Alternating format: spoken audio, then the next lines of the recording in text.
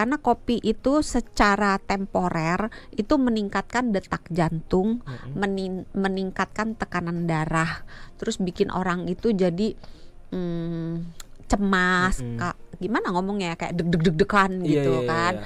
Terus bikin orangnya juga buang air kecilnya lebih sering gitu. Kayak terus, beser ya, sorry ya dok. Iya. Walaupun efek ini sebetulnya dengan berjalan waktu orang itu bisa jadi lebih kebal. Oh, jadi adaptif. Adaptif.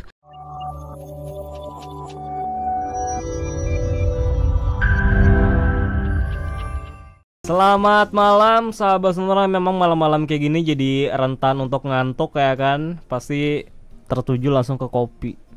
Pokoknya kalau tidur, obat ngantuk itu tidur, bukan kopi. Makanya kenapa harus tetap fokus ya, harus tetap ini ya, tetap melek ya. Padahal kalau ngantuk apalagi kan, yang kerjanya malam kan. Iya. Ya polisi, ya wartawan, ya pegawai di rumah sakit, di hotel. Ya, banyak lah satpam. pekerjaan yang satpam gitu. Banyak yang pekerjaannya memang ya mau tidak mau harus bersentuhan dengan kopi.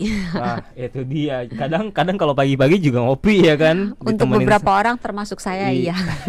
Oh, belum bangun kalau nggak ngopi. juga tiap pagi ngopi ternyata. Iya. Oh, kalau dokter ngopi itu ada alasannya nggak sih? Biar apa gitu? Atau emang udah karena hobi memang aja? kejar kafeinnya. Oh, emang kejar kafeinnya. Iya, dan ya? enak gitu.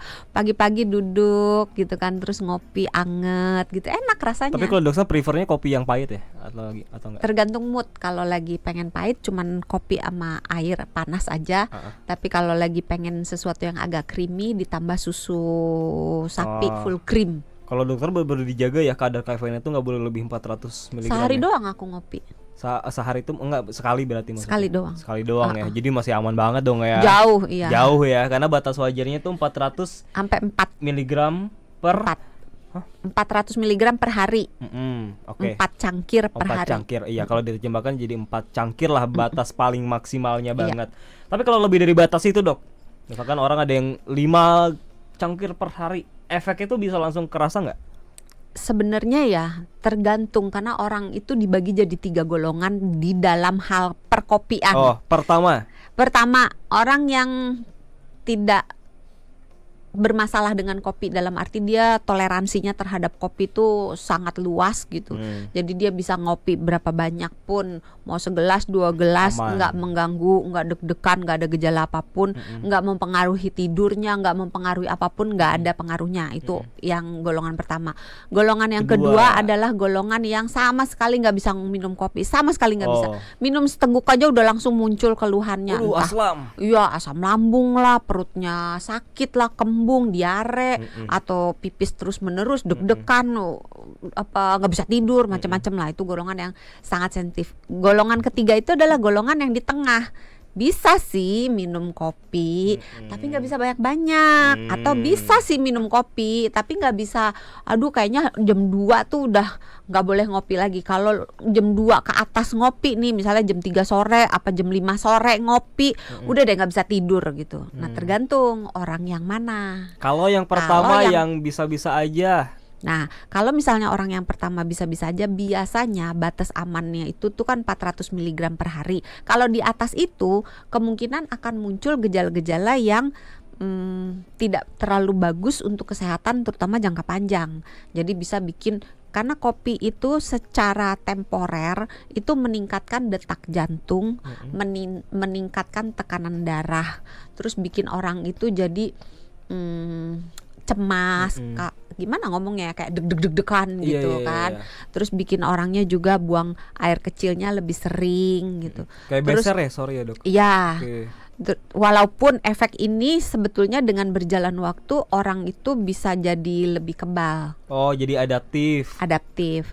Nah, jangan lupa juga di dalam kopi itu ada tanin. Tanin itu bisa menghambat penyerapan besi yang ada di dalam makanan, terutama jika makanannya itu makanan yang sumbernya nabati. Jadi buat teman-teman yang sahabat Sonora yang punya anemia, kekurangan zat besi, harus hati-hati. Semakin banyak kopi yang diminum, maka akan semakin banyak zat besi yang dimakan yang susah diserap oleh badan. Maka akan semakin parah anemia, kekurangan zat besinya. Terus kafein kopi di dalam kopi itu kalau kita minumnya terlalu banyak, kopi itu bisa memicu kita jadi osteoporosis. Nah, sehingga buat orang-orang yang punya resiko osteoporosis, kalau bisa minum kopinya jangan terlalu banyak. Jadi paling aman sebenarnya batasnya di bawah 400. Itu udah banyak loh, 4 cangkir sehari itu udah. Iya kan. Umumnya orang kan paling 1-2 cangkir, iya apa ya? Paling kan? pagi sama sore pagi lah ya. sama sore gitu. Nah, kalau sore mungkin hati-hati karena kopi juga bisa menyebabkan gangguan tidur apabila diminum dalam dosis yang berlebihan. Apalagi diminumnya mendekati jam tidur. Mendekati jam tidur tuh katakanlah tidurnya jam 11. Biasanya 6 sampai 8 jam lah. Loh, lama dong.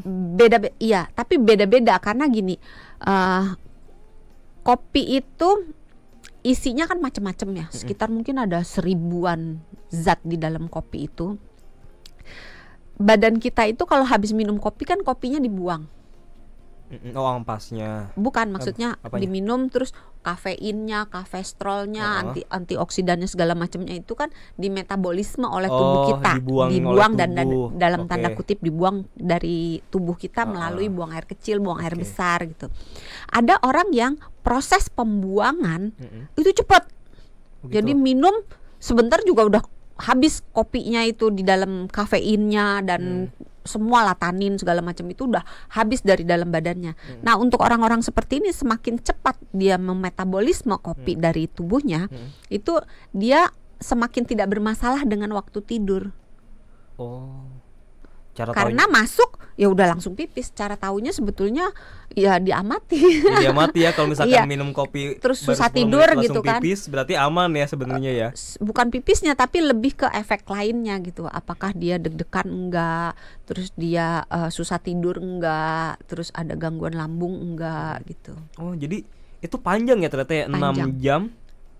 Tadi dokter katakan untuk 6 sampai 8. 6 sampai 8. Jadi kalau jam tidurnya jam 11 misalnya. Jam 11 potong 8 berapa? Potong 8 berarti jam 11 potong 8 berarti 3.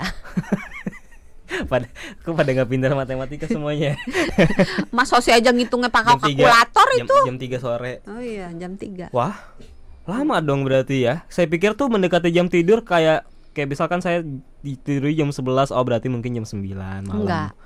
Kembali lagi tergantung. Tergantung apakah dia cepat metabolismenya apa enggak atau tidak. Ya. Kalau saya termasuk yang lamban. Jadi cut off saya itu di jam 2. Taunya dari mana? Dicoba-coba.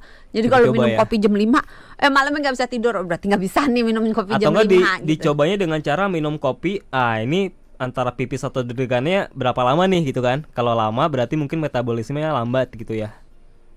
Bisa gitu nggak? Bisa sih, tapi belum pernah sih mendengar cara itu. Tapi bisa juga sih secara logika kan gitu bilang, kan. Cara membuangnya adalah dengan buang air kecil atau bisa juga efek lainnya. Tapi masalahnya kan kalau buang air kecil tergantung juga dia minum airnya. Kalau dia minum airnya banyak, ya pasti dia terpipisnya cepet kan. Itu bisa dilihat dengan efek lainnya juga kayak deg-degan. Itu bisa.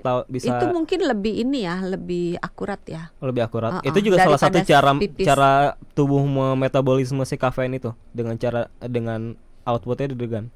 Itu lebih ke efek mulai aktifnya si kafeinnya. Bukan terbuangnya ya. Pada umumnya ya 20 menit sampai 40 menit. Jadi gitu kita minum dalam waktu 20 sampai 40 menit kafeinnya aktif. Tapi itu bukan cara melihat metabolisme kita cepat atau enggak nih terhadap kopi ya. Enggak sih. Makanya ada yang dibilang kafein nap. Jadi tidur siang tapi pakai kafein. Karena tidur siang itu kan biasanya 20 menit. Jadi sesaat sebelum tidur siang itu minum kopi. Habis itu cepet-cepet tidur. Nanti 20 menit lagi ketika dia bangun dia akan seger banget karena udah tidur 20 menit plus kafeinnya bekerja. Patut dicoba. Iya, namanya kafein nap. Iya. Saya sama Bapak operator ini memang hobinya tukang tidur. Minum kopi. Tukang tidur. Jadi mungkin dicoba ya. Dicoba. Plus kafein siapa tahu bisa lebih segar. 20 menit. Menarik tuh ya. Pokoknya langsung pas sebelum tidur minum glek-glek gitu kan. Oke. Nanti begitu bangun kafein kicknya udah dapet gitu. Tapi kan, tidurnya nggak boleh lama ya, 20 menit aja ya. 20 menit. Oke, jadi sebelum tidur minum kafein dulu, kopi dulu, tidur 20 menit terus otomatis segar tuh ya. Di dalam kafeinnya ada obat tidurnya.